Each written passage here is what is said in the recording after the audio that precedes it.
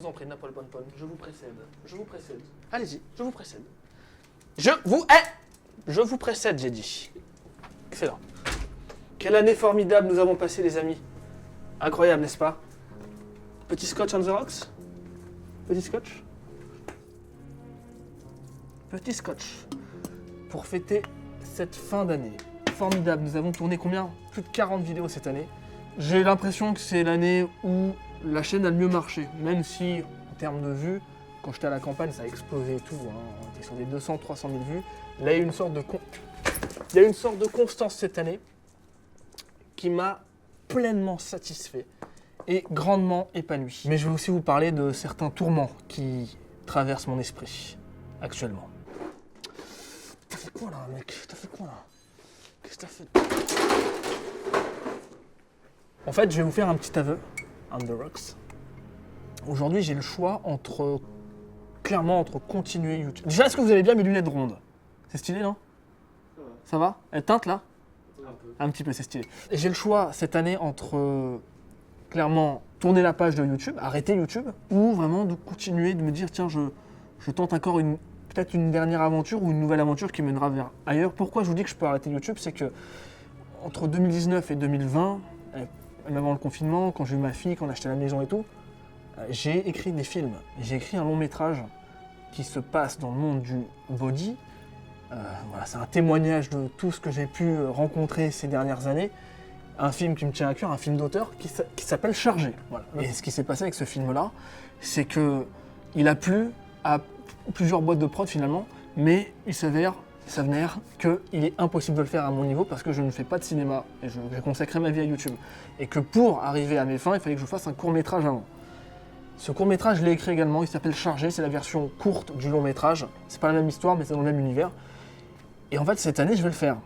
Un court-métrage, je sais faire, j'en ai déjà fait, mais là, je vais faire un court-métrage ultra bien produit, où on va dire, voilà, c'est le court du long. Un peu comme tout le monde a pu faire. Même les Jean-Pierre Jeunet, ils ont fait ça. Avant de faire Amélie Poulain, Jean-Pierre Jeunet, il a fait Foutaise.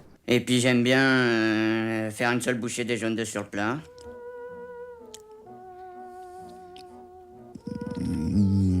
C'est un Amélie Poulain avant l'heure. Les Misérables, avant de faire Les Misérables la version longue, il a fait Les Misérables en court-métrage. C'est comme ça que ça se passe dans le monde du cinéma. Pour rentrer dans le cinéma, il faut faire ses preuves sur un court. Sauf si t'es fils de pute. Je vous dis ça parce que cette année, j'estime avoir réussi là où j'avais échoué dans le passé. En étant constant, en arrivant à évoluer physiquement, mentalement, sans abandonner, sans me trouver d'excuses, j'ai enfin réussi à, on va dire, passer le niveau de Super Saiyan tout bêtement, quoi. Alors, je me sens aujourd'hui, voilà, je fais du sport tous les jours aujourd'hui, il n'y a pas d'objectif là en ce moment, mais je suis en forme, je mange sainement, j'ai pris des bonnes habitudes. Mais j'estime que j'ai échoué ces dernières années dans d'autres domaines. Je me fixe l'objectif cette année 2017 de pouvoir réaliser le grand écart entre deux chaises. On s'en bat les couilles de l'objectif du grand écart, c'est de la merde. Je parle pas de ça. Je parle d'autres choses que j'ai ratées un petit peu, j'ai abandonné, parce que je me suis trouvé des excuses X ou Y, des blessures, l'aménagement. On connaît, mais aujourd'hui je me trouve plus d'excuses, vous l'avez compris, vraiment ça m'intéresse plus. Et c'est pour ça que je me dis que ces choses que j'ai pas conclues les années précédentes, j'ai impérativement envie de les conclure aujourd'hui. Là, c'est la dernière vidéo de l'année, et l'année prochaine, je vais revenir en septembre avec un nouveau concept. Ça va être un format hebdomadaire, donc vous aurez un rendez-vous chaque semaine à une heure définie et on va vivre une aventure incroyable. Voilà, je vous mets quelques images de ce que j'ai pu faire dans le passé, que j'ai pas abouti, que j'aimerais conclure cette année. Marat des bois de pays. Ah, il a une bonne voix le monsieur. Ah, tu sais que tu as un droit du bûcheronnage, un droit du glanage en France où tu as le droit de ramasser le bois que tu peux ramasser à la main sans outils. C'est-à-dire si tu as assez de force pour ramasser le tronc, il est à toi. Sérieux? Ouais. Testons. Ah, j'y arrive pas. Moi je t'arrive mais qu'on voit. Voilà, C'est la vache Milka. Voilà, c'est ça. Oula, fais gaffe à ta grosse tête. Ah, il y avait un chien sur la botte de paille. Il est parti, mais je peux le faire sauter si tu veux. Ah ouais, je veux bien, ouais. Saute, saute, saute. Wow. On dirait un chat, mon gars. Donc là, pendant l'été, on va tourner plein de trucs. Hein. On va essayer de faire un stock pour avoir un peu d'avance. Et à partir de septembre, continuer la production. Et moi, en parallèle, si j'ai vraiment un gros stock de vidéos d'avance, je vais pouvoir me consacrer au court-métrage, prendre le temps qu'il faut. Un court-métrage, ça prend pas un an à tourner. En général, c'est 4-5 jours de tournage, même s'il y a beaucoup de prépa à côté.